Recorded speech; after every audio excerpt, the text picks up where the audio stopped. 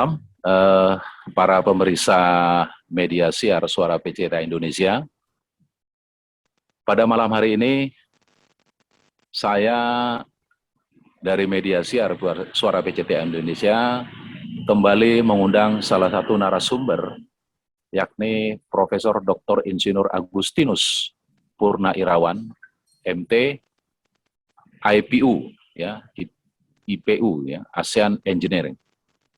Nah, mungkin nanti selengkapnya nanti terkait dengan gelar Pak Profesor Agustinus ini nanti akan kita bincangkan lebih lanjut, ya. Nah, pada malam hari ini kita mengundang beliau terkait untuk membicarakan beberapa hal seputar keadaan Indonesia yang saya lihat dari sisi pendidikan dan teknologi serta SDM. Ada 3 hal yang saling berkaitan. Semoga beliau bisa memberikan wacana atau wawasan atau pandangan terkait ketiga hal tersebut. Nah, mari kita menyapa Bapak Profesor Dr. Insinyur Agustinus. Selamat malam, Profesor Agustinus. Selamat malam, Pak Beni Silaban. Ya, selamat malam. Ya. Terima kasih, Prof, udah bisa hadir di Suara PCTA Indonesia. Ya, atas waktunya. Ya. Nah, kami dari Suara PCTA Indonesia ini sekedar bincang-bincang yang ngobras, ya, ngobrol asik tapi santai, ya, karena selaku seorang profesor muda, ya, yang kami sangat apresiasi sebenarnya, ya, merasa bangga ternyata ada putra asli bangsa Indonesia yang mampu untuk bisa masuk ke jajaran profesor-profesor muda. Nah, apalagi gelar profesor ini nggak main-main gitu, ya kan, karena tentu dalam waktu yang relatif sangat singkat kalau menurut saya, ya, yang sangat muda sudah mencapai pendidikan S3, bukan begitu ya, Prof, ya? Amin, amin. Amin, amin, betul, amin, Prof. Dan para pemirsa media siar Suara PCTA Indonesia, sebenarnya sekilas kami sampaikan riwayat ataupun CV dari Profesor Agus, ya, yang kelahiran Mataram, Kecamatan Tugumulyo, Kabupaten Musirawas, tanggal 28 Agustus tahun 1971, dan baru kemarin berulang tahun. Kalau tidak salah, Prof, ya, mungkin yang ke-50 ya? Betul, 50. Wah, ini usia emas ini. Usia emas. Tapi Profesor muda ini tampak segar sekali, ya, wajahnya baby face, ya, walaupun beban berat yang di beban beliau ini, ya, cukup besar karena selaku sebagai rektor Universitas Tarumanegara. Dan pendidikan beliau ini dari Musirawas, ya, SD, kemudian pindah ke Saverius Tugumulyo, kemudian masuk SMA Lubuk Linggau, Saverius juga, dan mencapai gelar profesor, khususnya konsentrasi di teknik mesin dari S1 UGM, S2 di UI, dan S3 di UI juga, ya.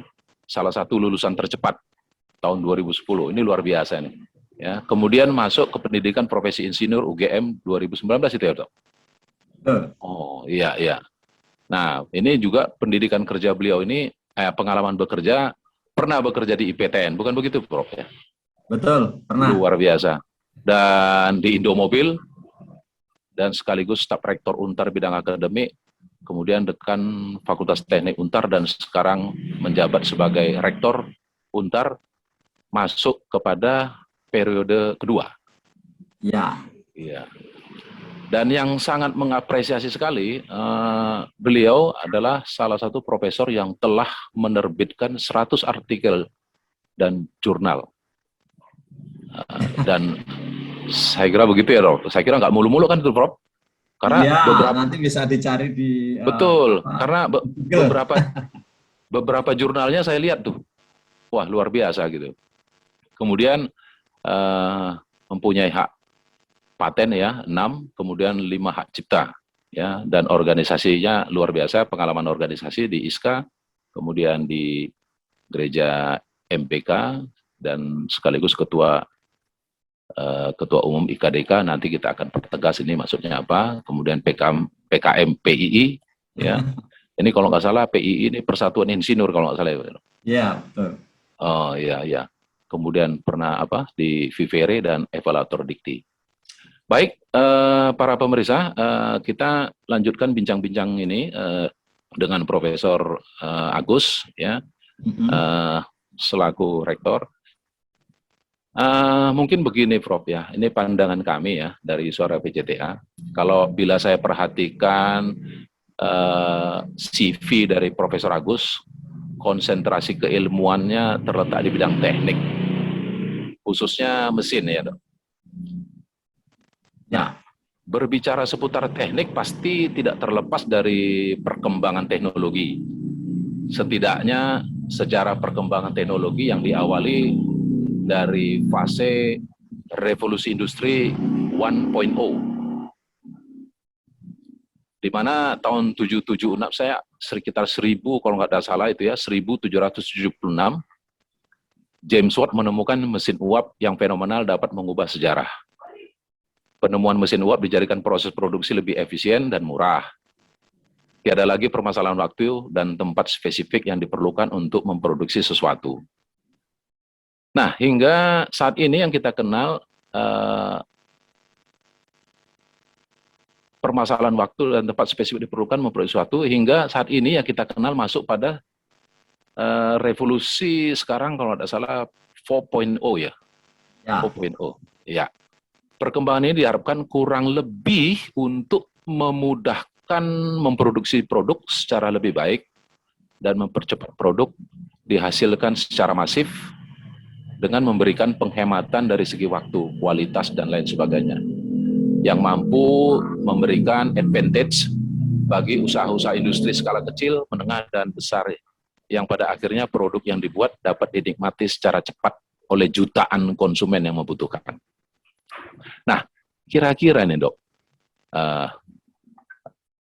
Profesor, menurut Profesor Agus, bagaimana ya pandangan Profesor melihat hal ini dari sisi potensi dan peluang Indonesia masuk ke dalam dunia industri ini bisa setara dengan negara-negara maju?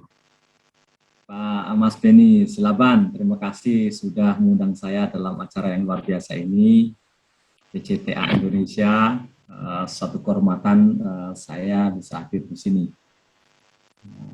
Mudah-mudahan apa yang kita bicarakan ini nanti bermanfaat bagi banyak orang, terutama untuk mendorong orang-orang untuk berkontribusi lebih positif untuk pembangunan Indonesia.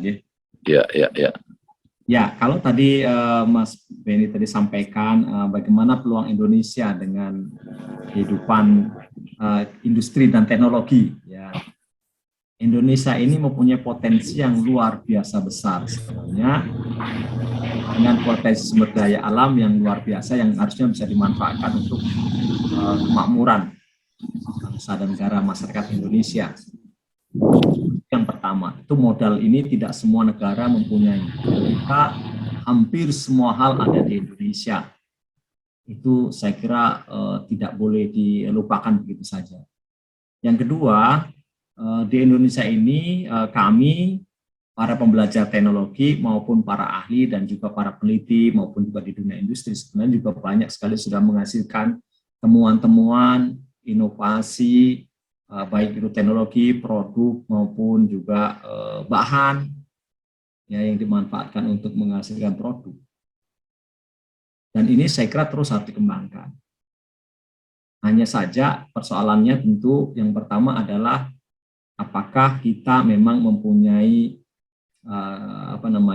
kesungguhan untuk memanfaatkan produk dalam negeri, kemampuan kemandirian kita. Nah, itu salah satu sih sebenarnya menurut saya yang harus kita dorong untuk bisa kita renungkan bersama. Yang kedua tentu negara-negara luar negeri yang menghasilkan teknologi juga mempunyai kepentingan yang sama karena mereka ingin memasarkan teknologinya untuk digunakan oleh berbagai negara di seluruh dunia.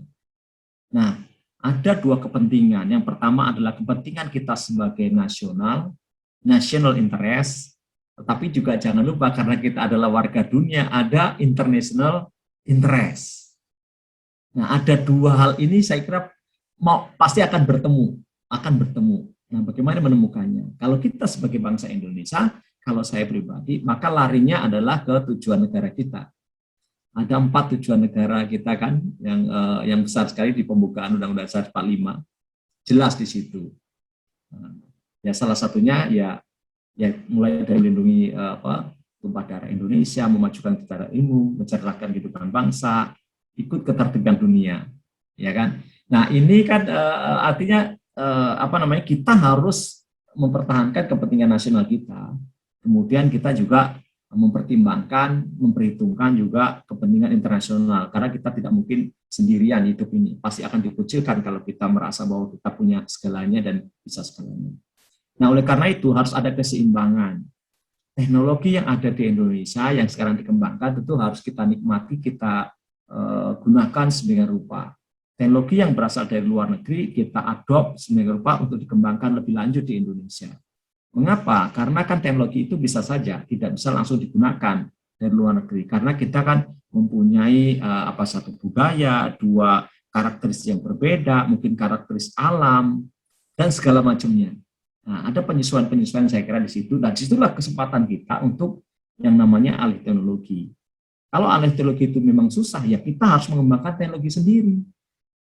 Karena kan kita punya kemampuan. Kita ingat bangsa Indonesia bisa membangun Candi Borobudur, Candi Prambanan dengan segala macamnya zaman dulu kala. Ya, Empu Kandring juga menemukan kerisnya dengan teknologi zaman dulu, kekuatan luar biasa besar gitu kan. Itu kan ilmu material tingkat tinggi zaman dulu ya. Nah, zaman sekarang tentu saya kira bangsa Indonesia dengan segala macam potensinya pasti bisa menghasilkan teknologi yang bermanfaat untuk masyarakat. Buktinya pembangunan kita juga bisa kok, semuanya bisa berjalan dengan baik, meskipun tetap harus ada namanya kolaborasi. Tidak mungkin juga tidak lakukan kolaborasi dengan internasional. Nanti kita dikucilkan juga. Tapi dalam kolaborasi itu kita harus tampil, memberikan bahwa kita juga punya kok kontribusi positif untuk dunia melalui teknologi yang kita kembangkan. Nah, kira-kira menurut saya, pandangan saya begitu, Mas Silapan.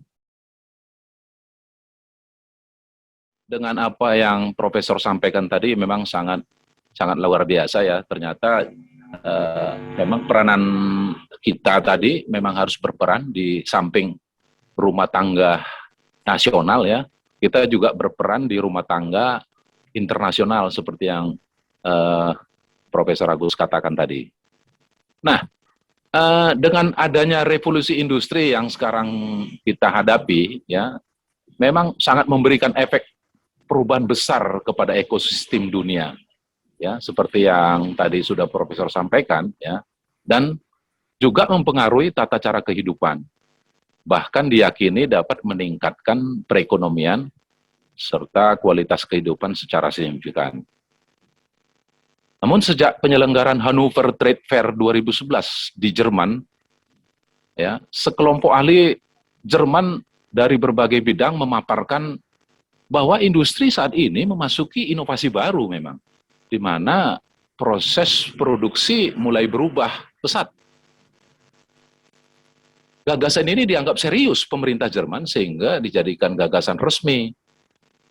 Sehingga pada tahun 2015, Perdana Menteri kalau salah waktu itu Angela Merkel ya memperkenalkannya di acara World Economic Forum WEF ya. Dan akhirnya menggelontorkan dana sebesar 200 juta euro untuk menyokong akademisi, pemerintah dan pebisnis untuk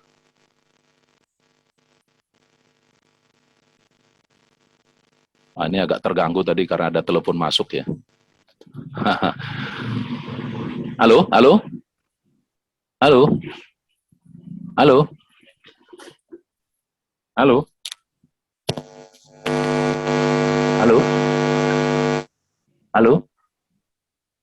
Lanjut, Halo? lanjut Bang, lanjut.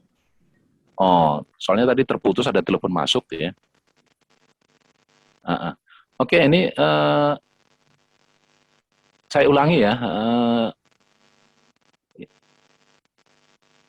Nah, dengan adanya revolusi industri yang kita hadapi saat ini, ya, itu sangat memberikan efek perubahan besar kepada ekosistem dunia dan tata cara kehidupan. Bahkan diyakini dapat meningkatkan perekonomian dan kualitas kehidupan secara signifikan.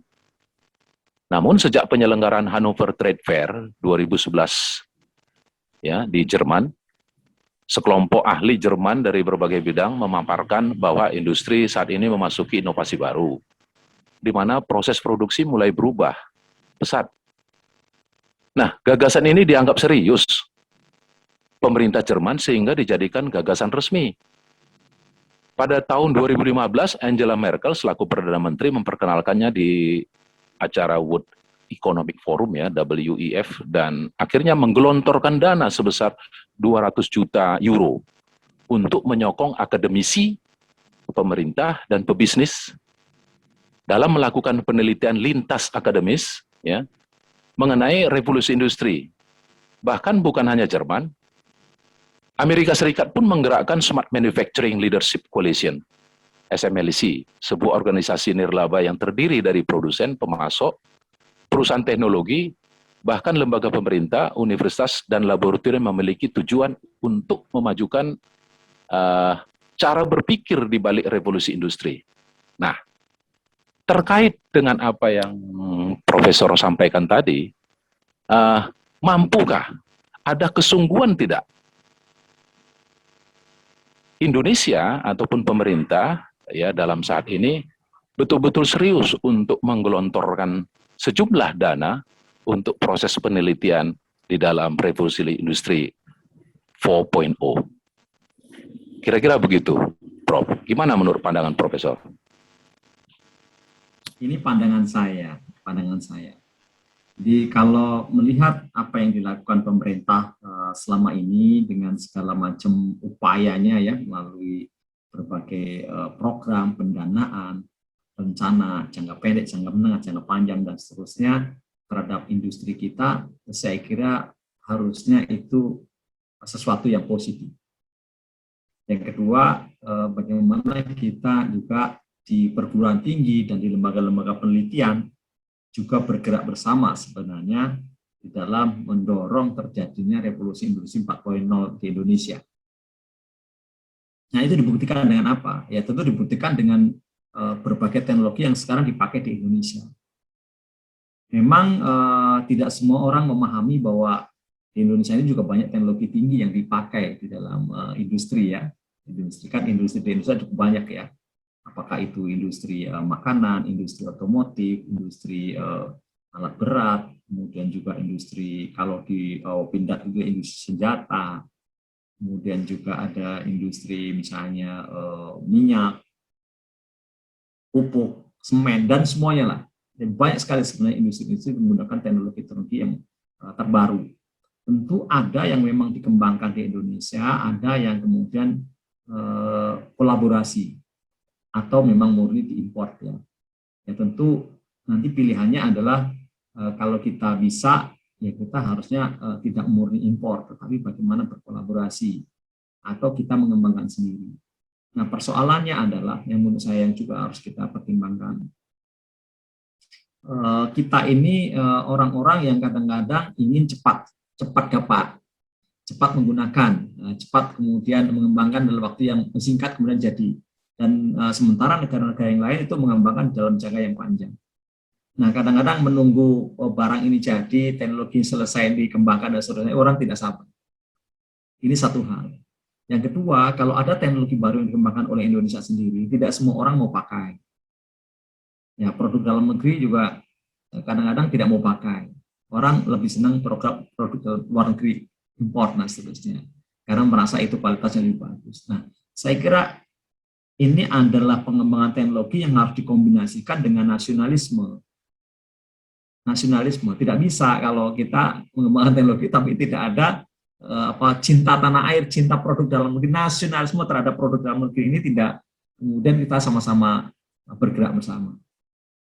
Saya kira kata kuncinya itu. Jadi kemauan kita bersama seluruh warga bangsa ini di Indonesia ini kemudian sama-sama menggunakan produk-produk dalam negeri, kemudian menggunakan teknologi dalam negeri dan seterusnya. Memang kadang-kadang kita tidak sadari juga bahwa sebenarnya itu sebagian juga sudah menggunakan teknologi dalam negeri, tapi dikemas sedemikian rupa ya. Tapi yang sebagian besar lagi memang orang-orang sudah berpikir bahwa ya kalau menggunakan produk atau teknologi luar negeri itu kelihatannya lebih wah. Ini yang menurut saya perlu apa ya, mindset ini perlu dirubah kalau kita mau maju gitu. Kalau kita mau maju dan berkembang ya kita harus betul-betul mau. Ya kita lihat misalnya apakah tokoh-tokoh nasional kita ya mau menggunakan produk dalam negeri atau memang yang masih dalam kutip ya kemewahan lah, kemewahan yang kemudian dihasilkan dari produk-produk dari luar negeri. Itu kuncinya kok. Kalau saya melihat di dunia penelitian kita di dalam pengembangan teknologi yang kita lakukan itu banyak sekali yang sudah dihasilkan. Hanya kemudian mandek kalau sudah masuk ke dunia industri. Industri sendiri juga kadang-kadang ya sungkan-sungkan menggunakan itu ya. Mungkin mungkin karena regulasi atau karena memang produksi harus cepat sehingga nanti peralihan itu membutuhkan waktu sehingga nanti ada stagnasi atau apa yang karena investasi mereka yang juga sudah terlanjur digulirkan dan seterusnya sehingga perlu segera BEP dan untung gitu ya. Nah ini kan saya kira persoalan ya. Tetapi kita lihat juga banyak loh produk-produk dalam negeri dengan teknologi dalam negeri yang kita kembangkan sama-sama dan kemudian dipakai juga kok, tidak apa-apa. Itu satu hal. Kemudian jangan lupa bahwa orang-orang Indonesia yang hebat-hebat juga banyak loh bekerja di dalam teknologi yang dikembangkan di luar negeri. Misalnya contoh orang-orang Google, orang-orang Apple itu kan banyak juga orang Indonesia. Nggak cuma orang India, orang Indonesia juga banyak kok yang hebat-hebat di Amerika, di mana dan seterusnya.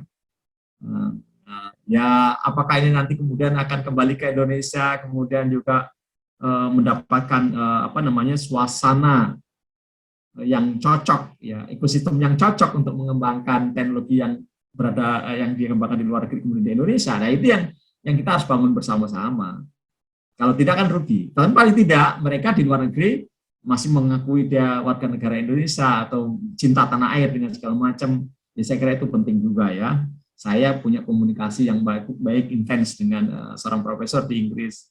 Dia sangat senang walaupun dia bekerja di sana. Kemudian dia sangat membantu kalau ada urusan dengan Indonesia. Itu kan sesuatu menurut saya. Oke lah, dia mungkin tidak menemukan ekosistemnya di Indonesia mungkin saat ini. Tapi dia menemukan sesuatu di sana tapi kemudian dia berkomunikasi dengan teman-teman di Indonesia. Ayo, kalau yang bisa saya bantu apa? Nah, saya kira itu juga penting juga loh. Artinya dia walaupun di sana nasionalisme masih ada. Teknologi yang dia kembangkan di sana kemudian juga dia bicara di sini misalnya menjadi pembicara, menjadi kuliah tamu, kemudian juga mempresentasikan papernya dan sudah itu kan bagian dia juga sharing kepada kita. Nah, kita mau menyerap itu sebagai sesuatu yang mau kita kembangkan atau tidak. Nah, artinya menurut saya ini harus kolaborasi bersama.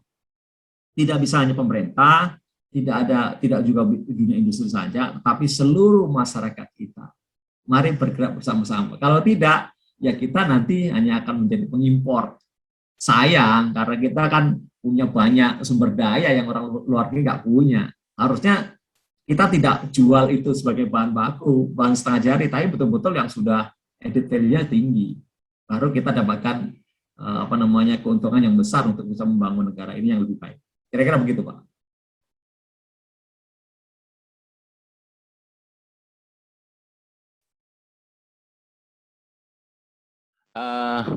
Artinya memang ya saling keterkaitan memang ya, karena memang di Jerman juga melakukan seluruh perangkat stakeholder ikut turut serta, dan di kita juga pun diharapkan seperti begitu, bukan begitu ya Prof ya.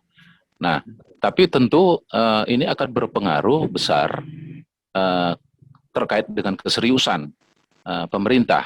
Kira-kira dari para akademisi mampukah untuk mendorong lebih kuat terkait keseriusan ini agar pemerintah juga betul-betul serius untuk menanggapi sebagaimana negara-negara maju melakukan hal yang sama terkait untuk mengeluarkan sejumlah dana untuk proses penelitian yang terkait dengan teknologi tersebut. Nah, ini tentu harapannya seperti begitu, Prof. Kira-kira dari seluruh jaringan akademisi yang ya tentunya salah satunya adalah Profesor Agus dan beserta para akademisi yang lain, para ilmuwan, untuk mendorong hal ini secara serius kepada pemerintah.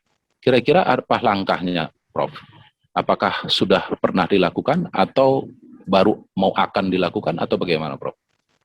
Sebenarnya kalau menurut saya, para akademisi, para peneliti, para profesor ini sudah sering berdialog tentang hal ini, yang mendorong, memberikan masukan, kemudian di dalam berbagai forum ya, itu forumnya kan macam-macam ya.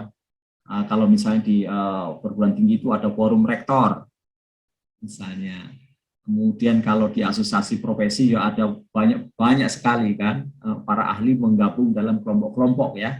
Kalau tadi sebut PII ya, saya tergabung di PII, kemudian saya tergabung di Badan Kejuruan Mesin PII.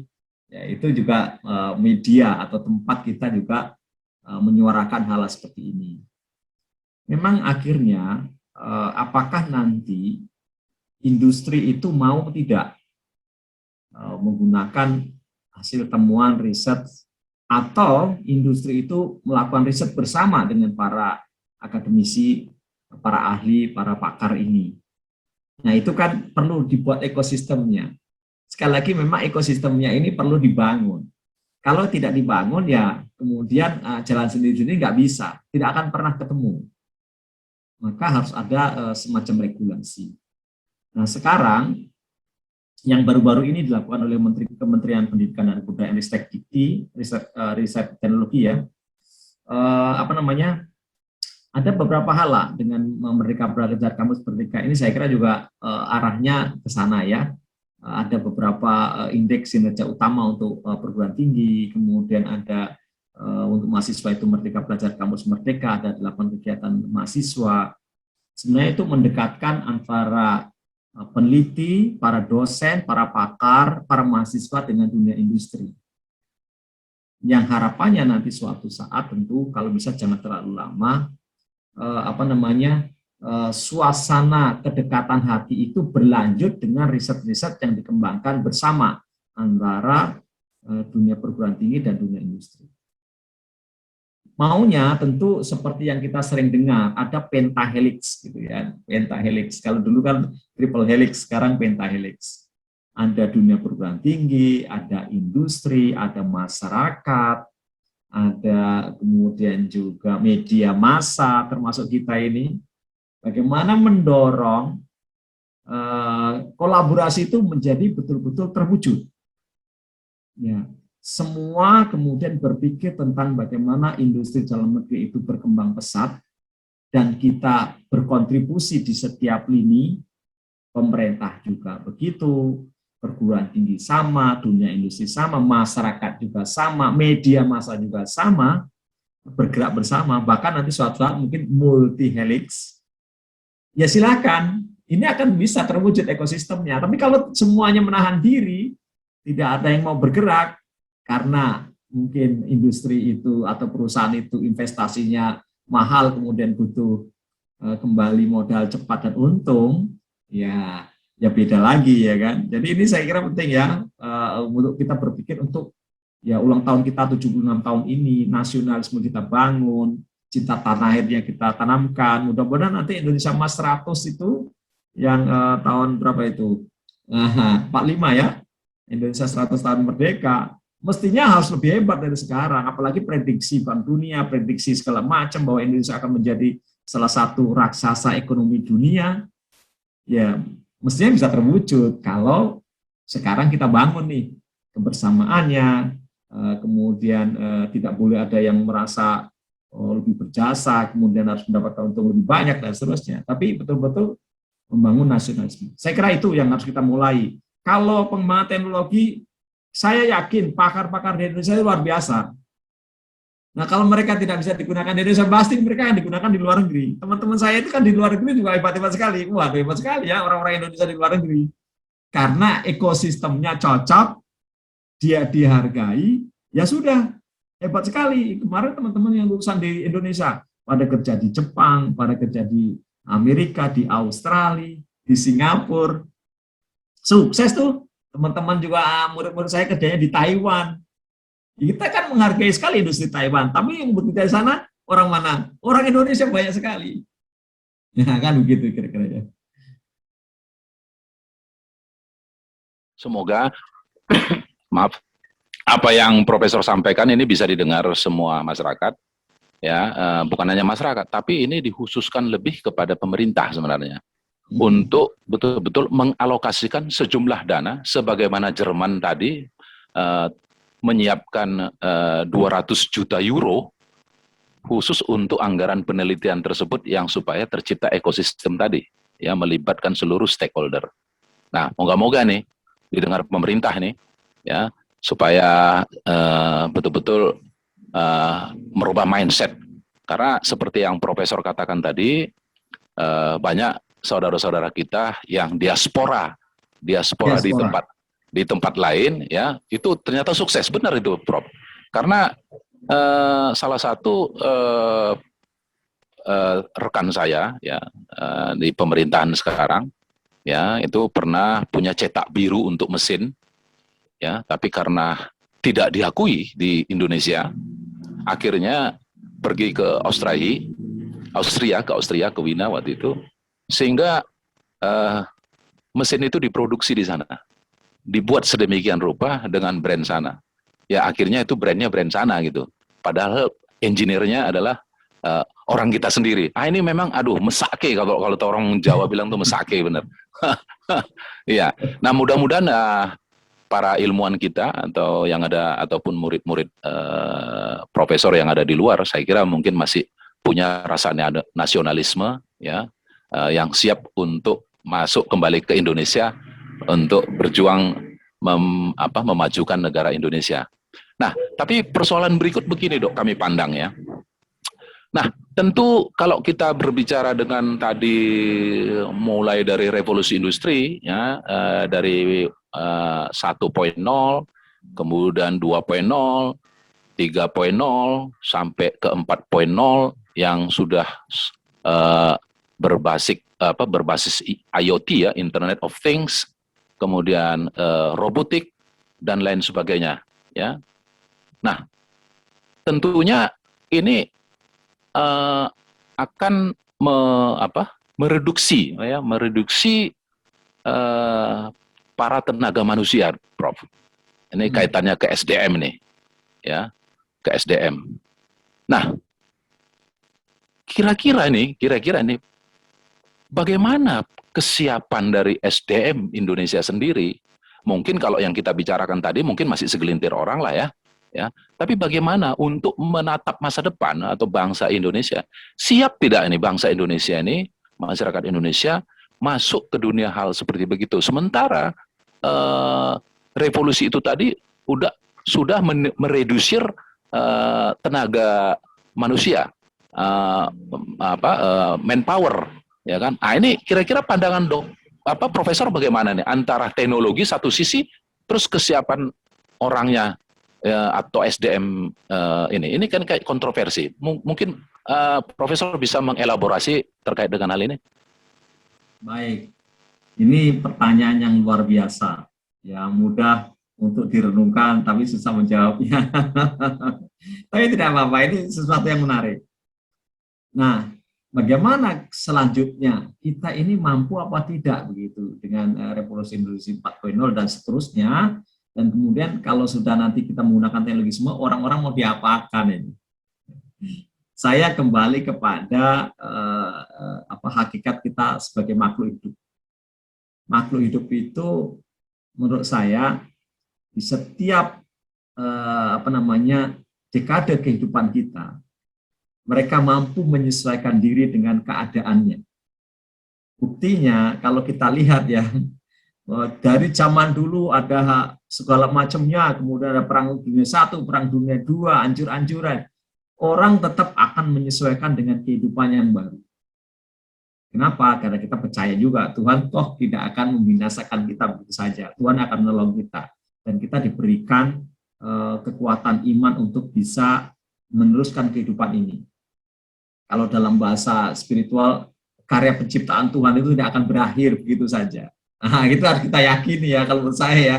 Saya yakin betul itu.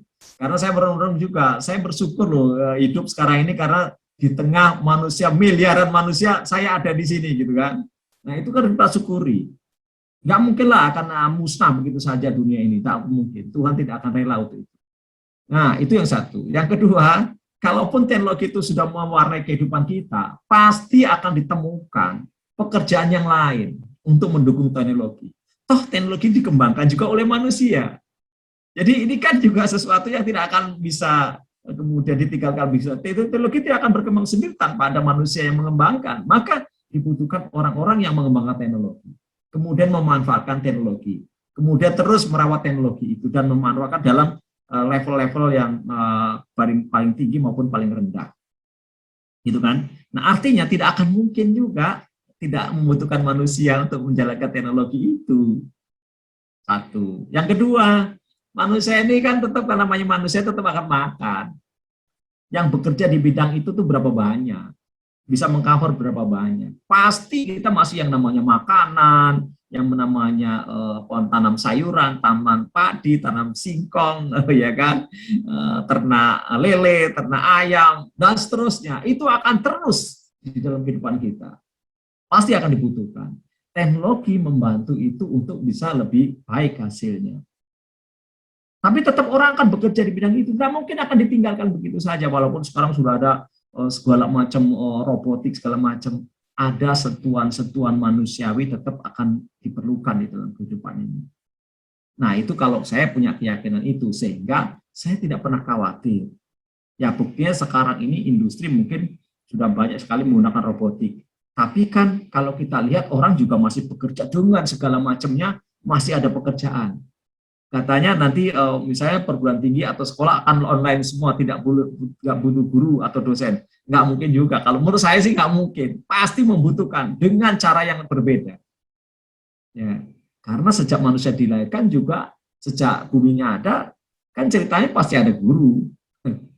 Nggak mungkin ditinggalkan begitu saja, digantikan dengan mencari di Google dan seterusnya. Ya yang ngisi Google itu siapa? Ya guru. Ya dosen yang mengisi di Google itu. Kalau nggak ada yang ngisi, mau dapat dari mana? Pasti diperlukan gitu ya, orang-orang yang mengisi,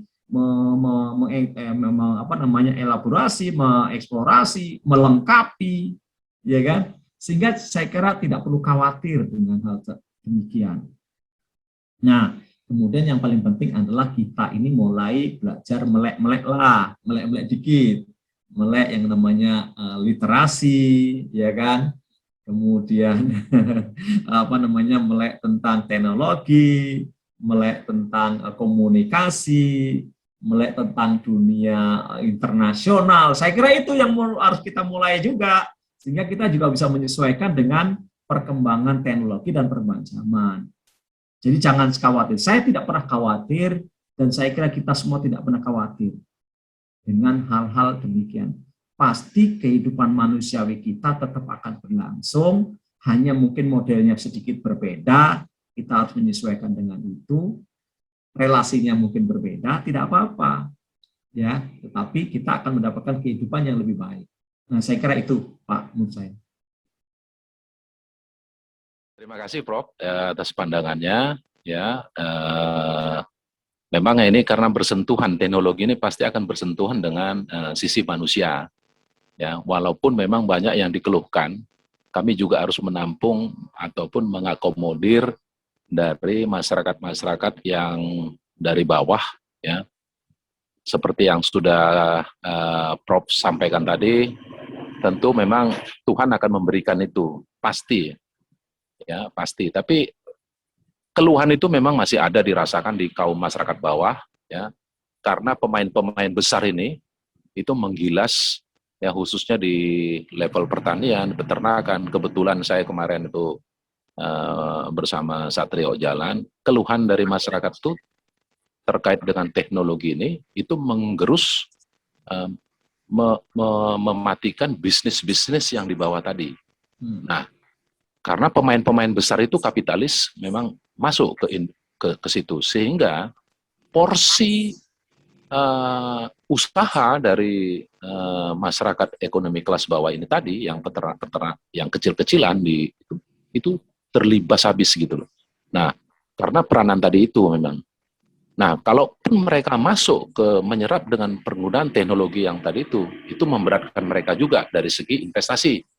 Nah, ini kaitannya dengan ke situ ya, dan juga tadi juga akan berpengaruh terhadap kalau pandangan tadi itu memang misalnya akan memupus keberadaan manusia terkait penggunaan teknologi-teknologi itu, wah ini jangan-jangan nanti Untar mahasiswa tekniknya berkurang nanti nih kan begitu. bisa berabe kita ini ya kan gitu. Nah, kemudian terkait dengan material yang disampaikan Profesor, dengan memproduksi alat-alat teknologi tadi itu tentu kan membutuhkan material, Prof. Material yang mungkin bisa dihasilkan dari bumi Indonesia. Nah, apabila penggunaan material itu tidak sebagaimana mestinya, karena ada beberapa hal material kita yang memang sampai saat ini dikeduk untuk masuk ataupun dipakai di luar. Nah, tidak mengoptimalisasi material kita untuk melakukan atau membuat suatu produksi di kita sendiri gitu loh. Nah, ini rasanya dampaknya sangat tidak berimbang ya, walaupun kita harus betul-betul melakukan hubungan baik dengan internasional luar gitu loh untuk mengalih teknologi. Nah, kalaupun misalnya hasil bumi Indonesia ini dari sisi bahan tambang yang ada untuk memproduksi berbagai teknologi tadi ini, Prof, kira-kira pandangan Profesor seperti apa menyikapi dengan hasil bumi Indonesia yang terkait tadi dari sisi pertambangan, nikel dan lain sebagainya itu, ya, yang diambil dari negara kita untuk ke negara lain. Karena salah satu contoh misalnya, pemerintah Jokowi kemarin tuh hendaknya harus membangun smelter yang ada di sini di Indonesia, tapi itu tidak sampai sekarang masih belum berjalan. Nah, kira-kira pandangan seperti gini bagaimana, Prof? Ya kan, harus dilakukan. Jadi ini memang dilematis dalam kehidupan kita ini ya. Ada dua sisi. Sisi yang pertama adalah sisi bahwa kita saat ini bukan pragmatis, kita butuh sesuatu yang harus kita penuhi karena tuntutan kehidupan kita. Sisi yang lain kita punya cita-cita kemandirian karena kita punya potensi. Nah, dua sisi ini saya kira harus dipikirkan oleh kita semua sebagai warga bangsa, termasuk juga pemerintah. Regulasinya mesti kuat terhadap hal ini ya, karena semua kan harus diatur dengan regulasi, dengan peraturan, perundang-undangan dan seterusnya. Jadi kalau menyikapi yang tadi misalnya pemain besar kemudian menggilas yang kecil dan seterusnya, tentu harus ada regulasi dan kemudian ada keberpihakan dan seterusnya. Saya kira penting ya. Memang mudah diucapkan, di lapangan susah. Kenapa? Ya karena kita masih mentalitasnya masih seperti itu. Kalau kita cinta tanah air, ya kemudian cinta bangsa sendiri, cinta produk dalam negeri, kebersamaan, saya kira orang enggak begitu. Tapi karena memang mental ini masih belum sembuh ya dari hal yang demikian, saya kira itu juga harus bukan paralel. Makanya kan kalau lagu Indonesia Raya, bangun jiwanya gitu kan, bangun badannya, bangun jiwanya, mentalnya itu dibangun. Jangan sampai mentalnya masih kemudian untung pribadi, untung perusahaan, untuk kelompok dan seterusnya itu terus akan ditekankan. Padahal kalau saya sering ceramah seperti ini sampaikan, apa sih akhirnya tujuan hidup kita? Pilihannya cuma dua kok. Pilihannya itu dikremasi atau dikubur. Pilihan ketiganya itu nggak ditemukan di tengah laut atau di mana dan seterusnya, ya hilang gitu saja. Itu jarang-jarang juga. Nah, untuk apa sih kita kemudian tidak sadar bahwa yang kita lakukan kadang-kadang merugikan orang lain dan seterusnya. Bahwa kita mencari untung dalam usaha silakan. Saya kira tidak apa-apa nyari untung. Memang boleh mencari untung. Tapi begitu untung juga kemudian kan di tengah keuntungan itu ada milik orang lain yang harus juga dibagikan. Nah, itu kan sebenarnya iman. Makanya bangunlah jiwanya, bangunlah badannya, itu menurut saya itu jiwanya betul-betul ini ya. Jadi orang-orang Indonesia harus ingat lagu Indonesia Raya itu dan kemudian menangis merinding kalau dengar lagu itu, kemudian diimplementasikan gitu ya. Kalau enggak ya kemudian rakus. Nah, ini jiwa rakus ini kadang-kadang juga apa ya, menghancurkan segalanya. Padahal harusnya nggak boleh begitu. Untuk apa sih? Ya, untuk apa? Kenapa kita tidak mensyukuri apa yang kita punya? Sudah, kemudian yang lain kita bagikan. Ya, untuk banyak kita bagi banyak juga. Nah, ini kadang-kadang belum sampai. Orang baru akan sadar kalau sudah kekayaannya nggak bisa lagi membeli yang namanya mesin pacu jantung, orang nggak bisa beli apa, udah nggak bisa apa-apa, donor juga nggak ada, akhirnya mati. Mau triliunan uangnya juga nggak ada gunanya. Untuk apa sih? Bukan saya melarang orang kaya, bukan. Tapi mari kita berpikir tentang hal-hal seperti ini juga di dalam kehidupan kita sebagai bangsa. Kenapa kalau tidak ya akhirnya tadi kita menggilas orang lain. Dan itu tidak ada gunanya, kan surga nggak bisa dibeli, neraka juga nggak bisa disuap supaya kita masuk surga kan. Untuk apa gitu? Nah ini saya kira penting untuk kita tanamkan bersama, apakah itu pemerintah, pengusaha, industri, akademisi, praktisi, ya silahkan mulai berpikir tentang hal ini. Nah setelah itu tentu kita punya yang namanya national interest, itu betul-betul muncul di antara kita bersama.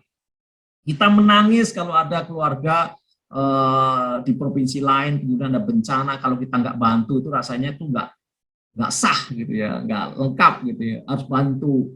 Ada orang miskin ya kita nggak tergerak, itu ya rasanya yang nggak enak, ya harus tergerak. Nah seperti ini menurut saya perlu ya, walaupun tadi teknologi segala macam sudah berkembang, tapi perasaan manusia tetap harus dikelola, harus tetap dikembangkan. Inilah yang pendidikan karakter, pendidikan integritas dan seterusnya yang perlu menurut saya untuk kita semua sebagai warga bangsa. Nah kalau ini terjadi Pak, saya yakin Indonesia itu akan makmur kembali Palau Jinawi Pak. Karena kita punya semuanya, Teknologi itu mah nggak sesuatu yang kemudian susah, enggak, teknologi itu oke-oke aja, material itu bisa kita dapatkan semua. Ya kan? Nah, kalau sekarang masih menjual misalnya material-material itu secara belum diolah dan seterusnya, mungkin ada kebutuhan keuangan yang segera dilakukan. Tetapi sampai kapan itu harus ada batasnya. Ya, kemudian added value-nya dikembangkan. Harus berani menggunakan, minimal kita pakai dulu dalam negeri. Ya, kita sepakat harus menggunakan dalam negeri ya kan. Makan tempe juga kita bisa jadi orang hebat kok. Kenapa harus makan yang lain-lain, yang ikan-ikan salmon atau apa? Ikan lele juga enak. Gabus juga bikin sehat kok, ya kan? Apa yang kurang dari Indonesia ini? Nah, kita mau lakukan itu atau enggak? Nah, kalau kita melakukan itu, saya kira dengan cepat Indonesia akan menjadi raksasa dunia. Begitu, Pak.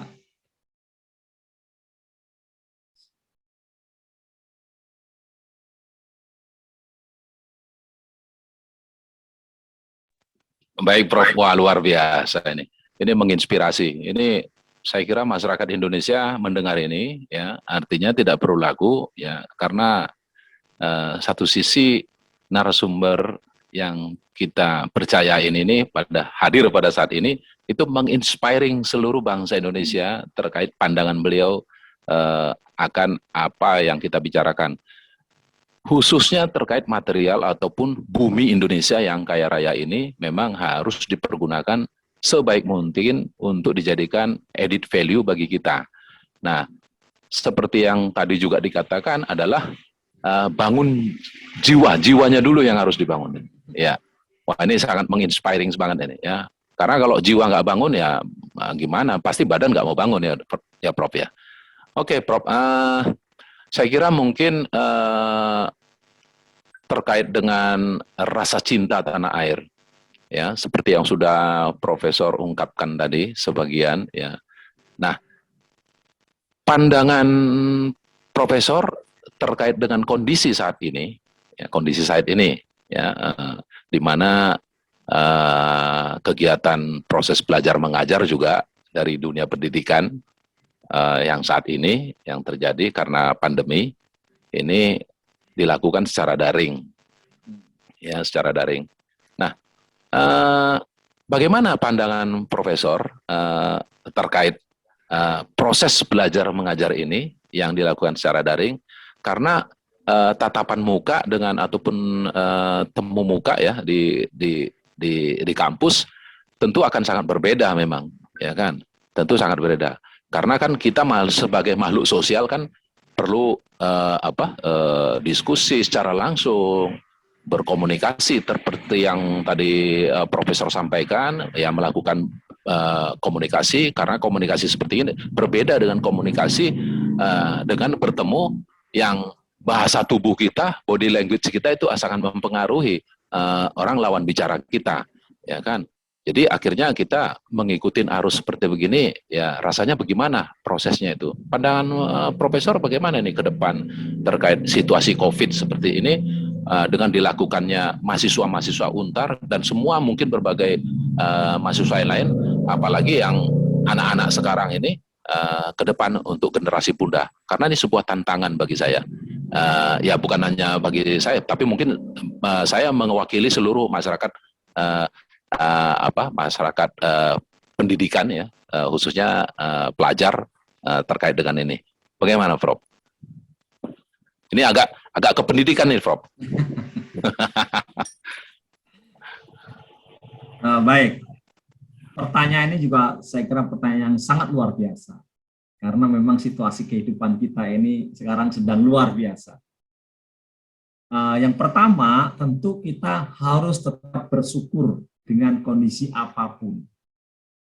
Ya, sebagai manusia ciptaan Tuhan yang punya jiwa dari, kita harus bersyukur dalam kondisi apapun.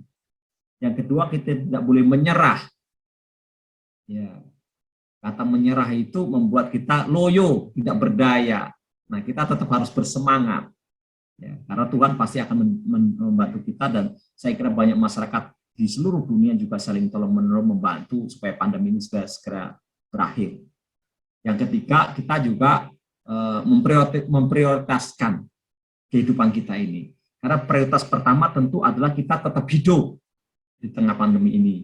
Karena walaupun nanti pendidikan itu berkualitas tinggi dengan segala macamnya, kalau mati ya nggak ada gunanya juga. Jadi prioritas utama memang kehidupan kita lanjutkan. Nah, bagaimana dengan dunia pendidikan? Memang ada transformasi, ada perubahan yang luar biasa besar dengan belajar secara tatap muka, bertemu, berinteraksi dengan teman-teman, dengan komunitas, dengan dosen, dengan guru, dengan segala macamnya, dan kemudian berubah menjadi online.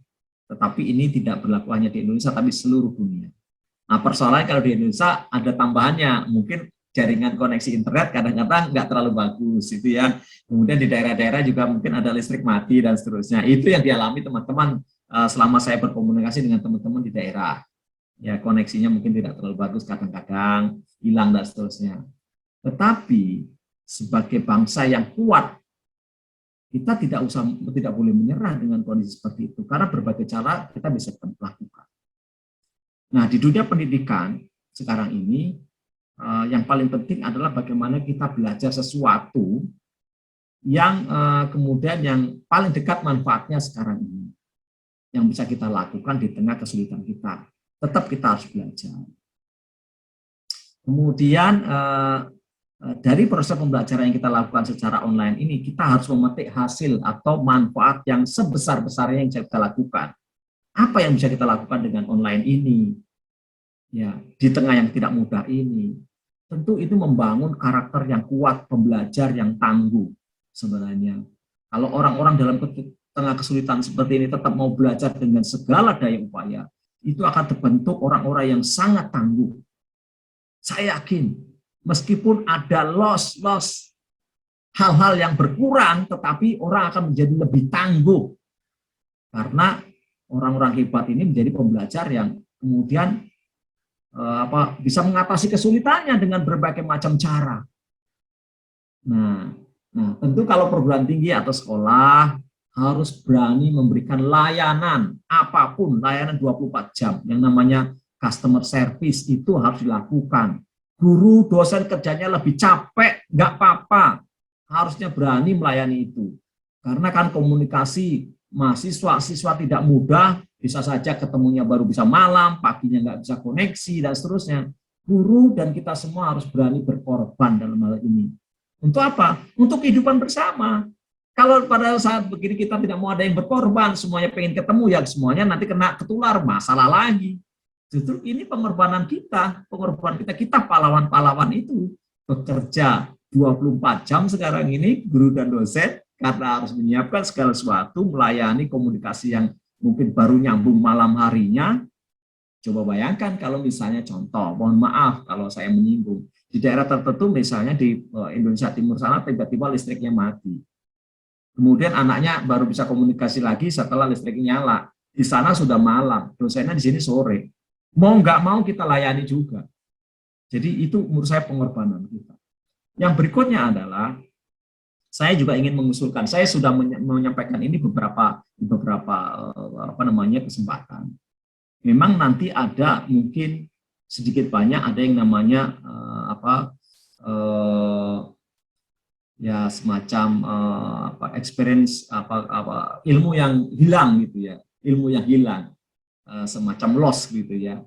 Ya nggak apa-apa, ada gap dan seterusnya.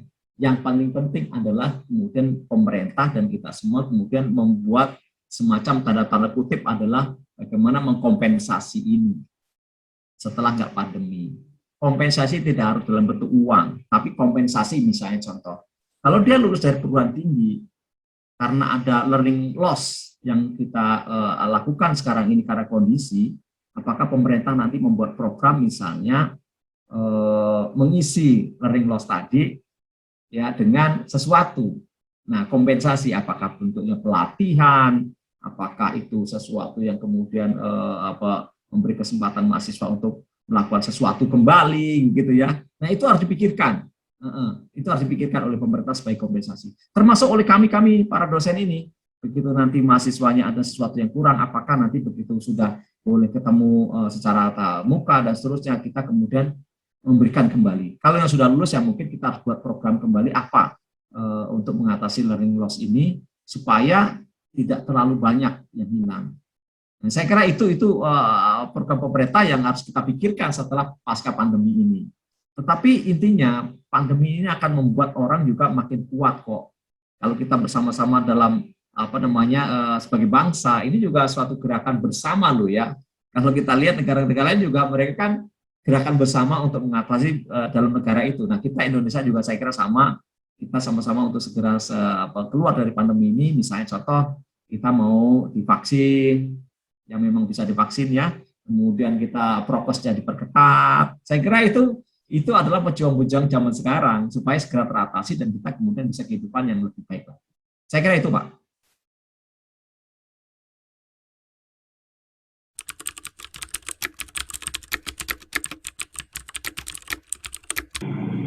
Kembali lagi bahwa Indonesia itu adalah satu bangsa negara yang sangat besar. Kita punya kekayaan luar biasa, baik di darat, laut, udara, semuanya ada. Dan kita orang-orang yang juga berjiwa besar. Ya, pada dasarnya kita adalah orang hebat. Nah, oleh karena itu untuk anak-anak muda, pertama kita harus mempunyai daya juang,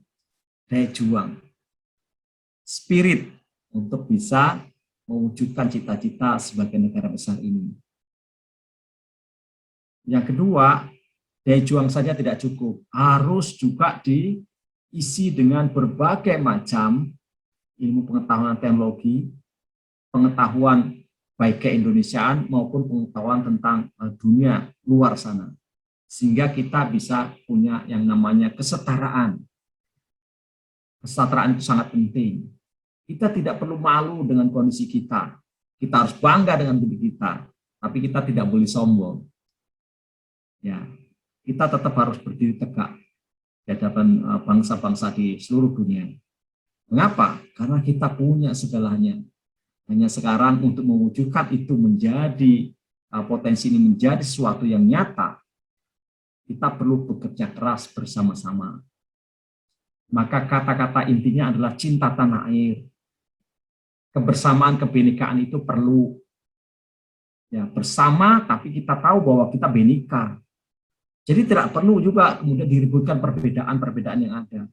Justru perbedaan itu saling menguatkan kita. Nah, anak-anak muda harus paham tentang hal ini. Jangan egois dengan hanya mementingkan diri sendiri, keasikan sendiri, dan seterusnya. Tidak. Bangsa ini butuh kita semua untuk bergerak bersama. Kalau kita tidak merawat bersama, ya akan merugikan kita sendiri. Nah, oleh karena itu, maka setiap individu di bangsa Indonesia, termasuk anak-anak muda, mari kita sama-sama menjaga negara kesatuan Republik Indonesia ini dengan segala macam potensinya. Bhinneka Tunggal Ika itu betul-betul keunggulan-keunggulan yang ada di daerah-daerah itu harus kita angkat, harus kita hargai, harus kita beri kesempatan untuk tumbuh. Dan kita setelah menjadi pemimpin yang baik. Jangan kemudian suatu saat menjadi pemimpin hanya memikirkan diri sendiri. Padahal kita menjadi pemimpin membutuhkan banyak dukungan, support dari banyak orang. Maka kita harus ingat bahwa keberadaan kita itu juga tergantung pada orang-orang yang mendukung kita. Nah, di luar itu semua, saya selalu mengingatkan juga ya, bahwa akhir dari kehidupan kita itu cuma dua kok pilihannya. Mau dikremasi atau dikubur. Hanya kebaikan amal soleh, hanya rahmat Tuhan yang akan menyelamatkan kita. Tidak ada yang lain, kekayaan tidak ada gunanya kalau tidak disumbangkan pada orang lain. Kehebatan ilmu kita juga tidak ada gunanya hanya kalau untuk merusak orang lain. Maka kembali akhirnya toh jiwa kita betul-betul harus punya semangat jaya juang, tetapi jiwa kita juga harus punya semangat untuk berbagi. Itu saja pesan saya untuk anak-anak muda Indonesia. Selamat berjuang. Tentunya memang banyak hal yang memang kita akan tanyakan ya. Mungkin di next time kita akan sampaikan. Karena ini dari listing pertanyaan saya ini banyak banget sebenarnya ya kan. Karena saya menyoroti 3 hal itu tadi ya, dari segi latar belakang pendidikan profesor dari teknologi atau teknik mesin ya. Jadi saya melihat itu menggambar dari sisi teknologi gitu ya, kaitannya dengan sekarang ini ya yang kita lakukan. Kemudian dari kaitannya terhadap SDM, dan tadi sudah dielaborasi sampai bagaimana tumbuhnya jiwa nasionalisme kita untuk mencintai tanah air kita ini ya, dari memanfaatkan hasil bumi kita ini betul-betul dengan sungguh, bukan untuk segelintir orang atau sekelompok orang, tapi betul-betul pemerintah dan semua stakeholder yang ada betul-betul bagaimana mengupayakan added value terhadap material ataupun hasil bumi Indonesia ini. Nah, kaitannya juga dengan pendidikan, tadi sudah Profesor elaborasi bahwasanya, dan sudah mengencourage semua mungkin para pemirsa yang mendengar ini semoga bisa terkuatkan dan menyatakan diri atau mengafirmasi diri untuk bisa menjadi pahlawan di dalam situasi-situasi sulit, khususnya pandemi saat ini. Nah, baik Prof, saya kira waktu ini terbatas sekali, memang kita nggak bisa panjang berbicara ya karena waktu dibatasi ya. Dengan kehadiran Profesor di sini dan memberikan pandangan itu tadi sudah bisa mewakili motivasi dari seorang narasumber kepada seluruh masyarakat bangsa Indonesia ini dari berbagai lapisan dan lintas agama ataupun keyakinan ya, agar kita betul-betul tetap damai dan berjuang bersama untuk memajukan Indonesia ini ya. Semuanya itu adalah bertujuan untuk Indonesia Raya katanya gitu. Amin. Dan Indonesia maju ya. Apalagi harapannya tidak hanya sekedar 76 tahun merdeka, tapi bagaimana untuk bertahun-tahun kemerdekaan lagi sampai ratusan tahun kita merdeka yang akan datang. Saya kira mungkin malam ini saya cukupkan sampai di sini, Prof. Ya. Dan saya pribadi selaku dari redaksi Suara PCTA Indonesia dan juga dari organisasi Persaudaraan Cinta Tanah Air Indonesia mengucapkan terima kasih, dan khususnya kepada pribadi Profesor sekaligus kepada Universitas Tarumanegara. Semoga Universitas Tarumanegara semakin jaya dan betul-betul menciptakan masyarakat-masyarakat pendidikan khususnya teknik mungkin yang bisa mengelaborasi apa yang kita bicarakan pada saat ini, dan semoga mungkin mahasiswa yang Tarumanegara yang mendengar ini bisa termotivasi dari pandangan-pandangan dari Profesor. Terima kasih, Prof. Selamat malam. Terima kasih. Selamat malam, terima kasih. Luar biasa.